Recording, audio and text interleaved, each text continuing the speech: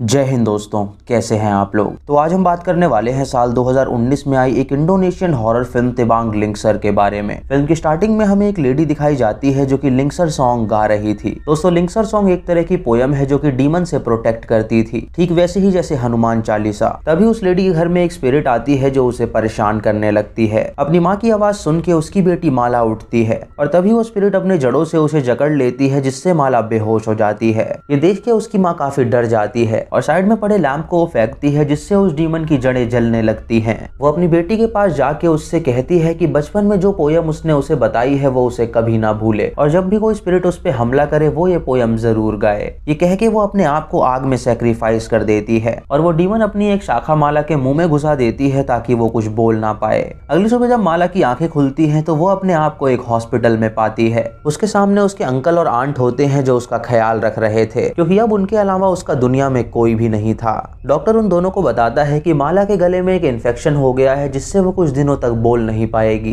ये सुन के वो दोनों हैरान हो जाते हैं और उससे पूछते हैं कि क्या वो फिर से ठीक हो सकती है। तो डॉक्टर उनसे कहता है कि वो चिंता ना करे, वो जल्द ही बोलने लगेगी। माला की आंट अमांडा उसके पास आके उससे कहती है कि अब उनके अलावा उसका कोई भी नहीं है, तो वो उसे अपने घर ले जा रहे हैं ताकि वो उनके साथ रह सके। माला यहाँ पे याद करती है कि बचपन में उसकी माँ ने उसे लिंगसर पोयम सिखाई थी और उसे कहा था कि जब भी कोई स्पिरिट उसे परेशान करे तो वो इस पोयम को गाए, क्योंकि इस पोयम से वो स्पिरिट भाग जाएगी।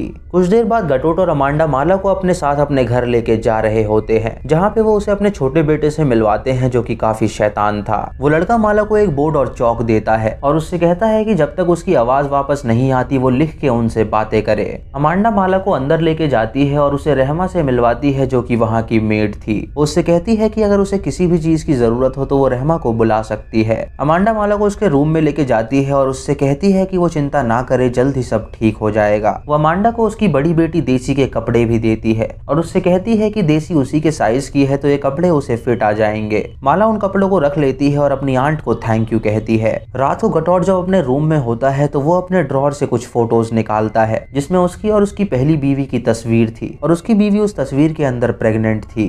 फिर वो एक किताब निकालता है जिसके अंदर तिबांग लिंगसर की पोयम लिखी थी और उसमें लिखा था कि जब भी कोई डीमन उनके पास आए तो वो इस पोयम को गुनगुनाए। तभी उसके पास रहमा आती है जो उससे कहती है कि माला की माँ की मौत साधारण नहीं थी, जरूर किसी स्पिरिट ने ही उसे मारा होगा और उसे माला को यहाँ पे नहीं लाना चाहिए था क्योंकि डेट बहुत नजदीक आ रही है। दोस्तों, इससे हमें पता चलता है कि गटोट और रहमा एक सीक्रेट जानते हैं जिसके बारे में हमें आगे पता चलेगा। रात को गटोट की बड़ी बेटी देसी का बॉयफ्रेंड उसे उसके घर तक छोड़ने आता है और जब देसी अंदर जाती है तो वो माला को देख के हाय भी नहीं करती। देसी अपने पिता से कहती है कि परसों उसका बर्थडे है तो वो उसे अपने दोस्तों के साथ बाहर मनाना चाहती है, लेकिन गटोट उसे इनकार कर देता है और उससे कहता है कि वो बर्थडे घर में ही सेलिब्रेट करेगी। ये सुनकर देसी को बहुत बुरा लगता है क्योंकि वो अब 18 साल की होने वाली थी और उसके पिता उसे अपने मन की नहीं करने दे रहे थे। अमांडा अपनी बेटी से कहती है कि वो माला को हाय क्यों नहीं कर रही, तो देसी रूडली माला से हाय करती है और वहां से चली जाती है। फिर अमांडा देसी के पास आके उससे पूछती है कि वो माला से ऐसा बर्ताव क्यों कर रही है, तो देसी उसे बताती है कि बचपन में वो दोनों अच्छे दोस्त हुआ करते थे, लेकिन एक दिन जब वो गार्डन में खेल रहे थे तो वो अजीब सी पोयम गाने लगी और वहीं पे उसने एक अजीब सी चीज देखी जिसे देख के वो काफी डर गए और उसने उससे दोस्ती तोड़ दी। इधर माला जब सो रही होती है तो अचानक उसे अपने रूम से आवाज आती है। जब वो उठ के आईने में देखती है तो उसे वहाँ पे किसी की स्पिरिट दिखाई देती है। ये देख के वो काफी डर जाती है और तभी वो स्पिरिट वहाँ से गायब हो जाती है। जब वो पीछे मुड़ती है तो वो अपने सामने उसी स्पिरिट को पाती है जिसके मुंह से खून निकल रहा था और वो उसे बताती है कि वो उसके लिए आ रही है और जब वो शक्ति यहाँ पे आए तो उसे लिंगसर गाना होगा ताकि वो सेफ रह सके। तभी वहाँ पे अमांडा आती है और माला को डर के देख के वो उससे पूछती है कि उसे क्या हुआ, लेकिन माला कुछ बोल नहीं सकती थी तो वो उसे कुछ नहीं बताती। अमांडा माला को अपने बेटे के रूम में लेके जाती है और उससे कहती है कि वो आज रात यहीं पे सो जाए क्योंकि शायद वो कुछ चीजें हेलुसिनेट कर रही है जो कि सच नहीं है। रात को अमांडा जब काम कर रही होती है तो स्टोर रूम से उसे किसी औरत के गाने की आवाज आती है। जब वो स्टोर रूम के बाहर जाती है तो वो गाना अचानक बंद हो जाता है। इधर गटोट अपनी पहली बीवी की किताब पढ़ रहा होता है और अचानक उसको नींद आ जाती है और वो सो जाता है। जब उसकी आंखें खुलती है तो वो अपने आप को एक जंगल में पाता है। ये देख के वो काफी डर जाता है और वहां से भागने लगता है, लेकिन तभी उसका पैर फिसल जाता है और उसके घुटने में चोट लग जाती है। तभी उसे अपने सामने एक औरत दिखती है जो कि रो रही थी और जब वो उसके पास जाता है तो वो औरत पीछे मुड़ती है जो कि वही आत्मा थी जो माला को परेशान कर रही थी। ये देख के वो काफी डर जाता है और तभी उसकी नींद खुल जाती है और वो नोटिस करता है कि उसके घुटने में दर्द हो रहा है, मानो कि वो असली में सपने में उस जंगल में गया हो। इधर माला भी सपना देखती है जहाँ जंगल में वो एक औरत को देखती है। वो उससे पूछती है कि वो कौन है और तभी उसकी आंखें खुल जाती हैं। जब माला अपने पैर से चादर हटाती है तो वो देखती है कि उसके पैर में मिट्टी लगी हुई है, मानो कि वो सच में उस जंगल में होके आई हो। रात के 12 बजे देसी का बर्थडे था तो वो अपनी 2 दोस्तों को अपने घर में बुला लेती है ताकि वो सब मिलके उसका बर्थडे सेलिब्रेट कर सके। उसकी दोस्त जब माला को देखती हैं तो वो देसी से पूछती हैं कि ये कौन है, तो देसी उनसे कहती है कि ये कोई भी नहीं है और उन्हें लेके ऊपर चली जाती है। देसी के रूम में उसकी दोस्तों को एक स्केच मिलता है जिसे देसी बना रही थी। वो देसी से पूछती है कि आखिर ये किस औरत का स्केच है, तो देसी उन्हें बताती है कि औरत अक्सर उसके सपनों में आया करती है और वो ये नहीं जानती कि वो कौन है। दोस्तों यहाँ हम नोटिस करते हैं कि ये वही औरत थी जो माला के सपने में भी दिखाई दी थी। इधर हम गटोट और रहमा को एक बड़े से पेड़ के पास देखते हैं जो कि किसी रिचुअल की तैयारी कर रहे थे। रहमा गटोट से कहती है कि उस इंसिडेंट को 17 साल हो चुका है और आज रात ही वो चीज होने वाली है, तो वो सतर्क रहे, वो सभी को घर में ही रखे और किसी को भी बाहर ना जाने दे। इधर माला जब अपने रूम में होती है तो फिर से वो स्पिरिट उसे आके डराती है और उससे कहती है कि वो लिंक्सर पोयम गाना ना भूले। इधर गटोट काफी परेशान होता है क्योंकि आज रात कुछ बड़ा होने वाला था। अमांडा उसके पास आके उससे पूछती है कि आखिर वो इतना टेंशन में क्यों है, तो गटोट उससे कहता है कि उसने एक बड़ा सीक्रेट उससे छुपा रखा है और अब टाइम आ गया है उसे बताने का कि आखिर वो सीक्रेट क्या है। इधर गटोट का बेटा और माला उस बड़े से पेड़ को देखते हैं जो कि उनके घर के बाहर था। वो लड़का माला से कहता है कि उसके पिता ने उन्हें वहां जाने से मना किया है तो वो यहाँ से चलें। इधर गटोट अमांडा को स्टोर रूम में लेके आता है जहाँ पे एक देवी का मंदिर था। अमांडा उस देवी की तस्वीर देख के हैरान हो जाती है और उससे पूछती है कि आखिर ये कौन है, तो गटोट उसे बताता है कि ये कंजन रातू देवी है जिसकी पूजा वो बहुत सालों से कर रहा है। अमांडा उसकी बातें सुन के काफी डर जाती है क्योंकि उसने उसे कभी नहीं बताया था कि वो देवी की पूजा करता है। गटोट उसे समझाने की कोशिश करता है और उससे कहता है कि वो यहाँ पे बात नहीं कर सकते, तो वो उसके साथ बाहर चले, वो उसे सीक्रेट बताना चाहता है। वो दोनों अपनी गाड़ी में बाहर जाने के लिए निकल जाते हैं और देसी का भाई उससे पूछता है कि मॉम डैड कहाँ गए हैं, तो देसी उससे कहती है कि वो कुछ लेने गए होंगे तो वो जल्दी वापस आ जाएंगे। इधर रहमा माला के पास आती है और उससे पूछती है कि अब उसकी आवाज कैसी है, तो माला उसे लिख के बताती है कि उसका गला अब भी दर्द हो रहा है। इधर अमांडा गटोट से कहती है कि अब उसे पता चला कि वो घर में आवाजें क्यों सुना करती थी। उसने अपने घर में एक फिगर को भी देखा था जो कि जड़ों से बनी थी। गटोट उससे कहता है कि वही कंजिंग रातू है जो कि 17 साल से उनके घर में रह रही है क्योंकि वो उसकी पूजा करता है। गटोट अमांडा को जंगलों में ले जाता है और अपना सीक्रेट बताता है। वो उससे कहता है कि सालों पहले वो बहुत गरीब था और उसके पिता कर्जे में डूबे हुए थे। उसके पिता वो कर्जा नहीं चुका पाए और उनकी मौत हो गई और उस सारे कर्ज की जिम्मेदारी अब उस पे आ गई थी। वो हमेशा से ही लग्जरी लाइफ चाहता था, इसीलिए उसने पेशुगियान किया। ये सुन के अमांडा हैरान हो जाती है और उससे कहती है कि उसे ये करने की क्या जरूरत थी। दोस्तों पेशुगियान का मतलब है एक ब्लैक मैजिक जो कि फेम और लग्जरी पाने के लिए किया जाता है। गरुड़ अपनी बीवी को बताता है कि उसने कंजिंग रातू से एक डील करी थी कि अगर वो उसे अमीर बना देगी तो वो उसे अपने पहली संतान की बलि देगा, और कंजिंग रातू ने ठीक वैसा ही किया। उसने उसे अमीर बना दिया जिससे उसने सारे कर्जे चुका दिए।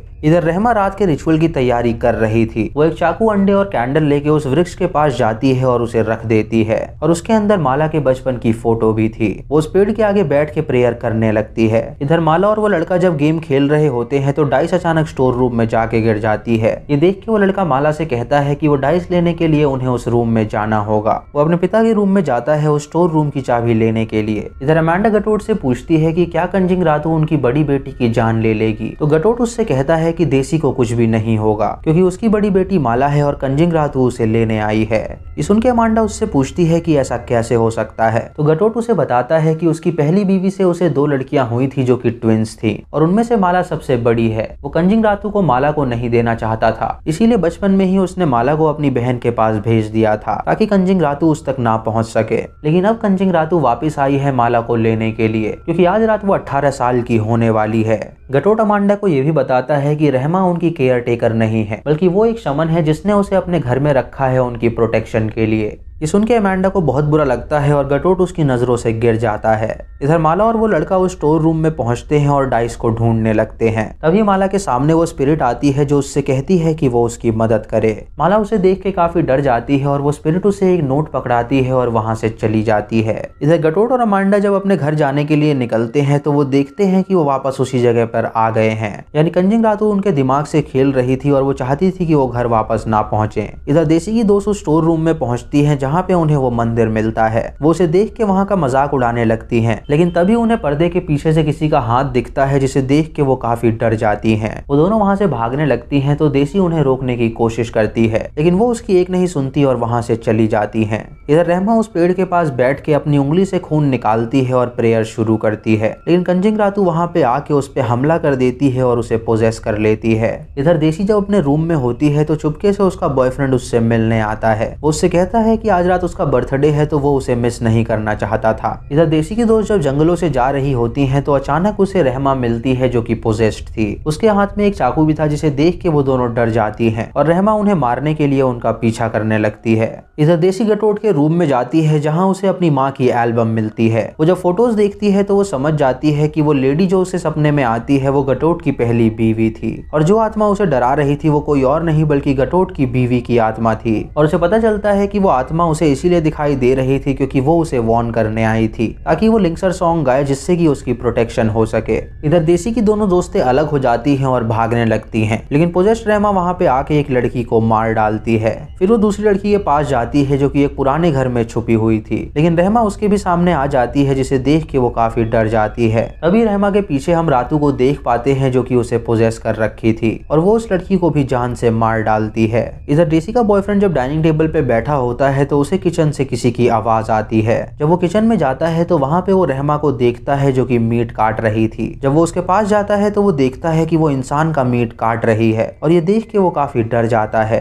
तभी रहमा पीछे मुड़ती है और उसकी आंख में चाकू घुसा देती है जिससे उसकी भी मौत हो जाती है। इधर माला जब उस रूम में होती है तो वो आत्मा वहाँ पे आके उसे एक विजन दिखाती है। वो बताती है कि वो उसकी माँ है और बहुत साल पहले उसने उसे जन्म दिया था। जब गटोट ने उसे अपने हाथों में लिया तो उसकी मुस्कुराहट देख के उसे लगा कि उसे अपनी बेटी को सैक्रिफाइस नहीं करना चाहिए। तभी कंजिंगरातू वहाँ पे आई और रहमा ने उसे कहा कि वो उसे कंजिंगरातू को दे दे, लेकिन गटोट माला को सैक्रिफाइस नहीं करना चाहता था क्योंकि वो एक छोटी सी बच्ची थी। तभी उसकी माँ को एक दूसरी लड़की हुई जो कि देसी थी और जब कंजिंगरातू माला को छीनने आ रही थी तो उसकी माँ ने उनकी जगह खुद को सैक्रिफाइस कर दिया। इसीलिए कंजिंगरातू ने उसे मार डाला और उसकी सोल को अपने साथ ले गई, लेकिन उसने ये भी कहा था कि वो 18 साल बाद दोबारा आएगी माला को लेने के लिए। ये देख के माला समझ जाती है कि गटोट उसका पिता है और जो स्पिरिट उसे दिख रही है वो उसकी माँ की स्पिरिट है जो उसे वार्न कर रही है। इधर अमांडा और गटोट जब अपने घर पहुंचने की कोशिश कर रहे होते हैं तो वो दोबारा उसी जगह पे पहुंच रहे थे। तभी वो अपने सामने कंजिंगरातू को देखते हैं जो कि काफी गुस्से में थी।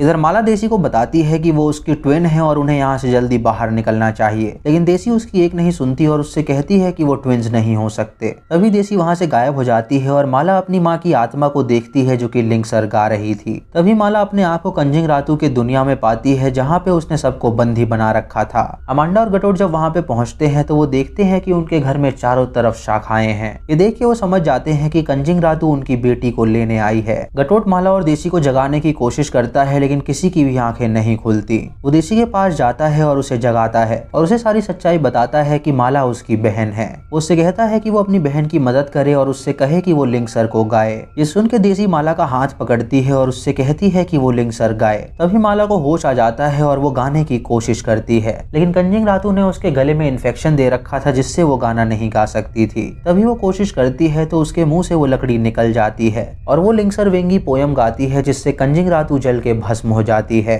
अगली सुबह गटोट कंजिंगरातू के मंदिर को हटा देता है क्योंकि अब उसे उसकी कोई भी जरूरत नहीं थी। दोस्तों अब हमें यहाँ पे माला, देसी, अमांडा और गटोट दिखाए जाते हैं जो कि काफी खुश थे, लेकिन जब गटोट अपने बेटे को पुकारता है तो वो वहाँ पे नहीं आता और इसी के साथ ये मूवी यहीं पे खत्म हो जाती है। यानी दोस्तों कंजिंगरातू शायद उसके बेटे को उठा के ले गई। तो दोस्तों ये थी इस फिल्म की कहानी जो कि काफी बढ़िया थी। आपको ये मूवी कैसी लगी आप हमें कमेंट सेक्शन में जरूर बताएं। दोस्तों कमेंट सेक्शन में ये भी बताएं कि क्या आप ब्लैक मैजिक पे विश्वास रखते हैं और अगर आपको मौका मिले फेम और पैसा पाने का तो क्या आप ब्लैक मैजिक का सहारा लेंगे। दोस्तों ब्लैक मैजिक एक बेकार चीज है जो किसी को भी नहीं करनी चाहिए क्योंकि इससे आज तक किसी का भला नहीं हुआ है। दोस्तों इस फिल्म में कंजिंगरातू का जिक्र है। ये एक फिगर है जो कि जावा और बली लोगों में काफी प्रचलित है। ये एक स्पिरिट है जिसका नेचर काफी नोबल और काइंड है और ये बहुत ही ऊंचे लेवल के हेवन से आती है। इसको गॉडेस ऑफ राइस भी कहा जाता है क्योंकि ये लोगों की भूख को खत्म करती है। दोस्तों गटोट ने इसी देवी की पूजा करी थी ताकि वो उसकी भूख को मिटा सके। उसने उसे अमीर भी कर दिया था, लेकिन गटोट ने वादे के मुताबिक उसे अपनी बड़ी बेटी नहीं दी, इसीलिए कंजिंगरातू उसे परेशान कर रही थी। दोस्तों अगर आप चैनल पे नए हैं तो सब्सक्राइब करें और बेल आइकॉन दबाएं नोटिफिकेशंस के लिए, और मूवी लिंक्स के लिए आप हमें टेलीग्राम पे फॉलो कर सकते हैं। अगर आपने हमारा डिस्कॉर्ड ज्वाइन नहीं किया है तो डिस्कॉर्ड ज्वाइन कीजिए, link is in the description. Video को लाइक और शेयर करना बिल्कुल मत भूलिएगा। तो मैं मिलता हूँ आपको अगली वीडियो में, तब तक के लिए जय हिंद।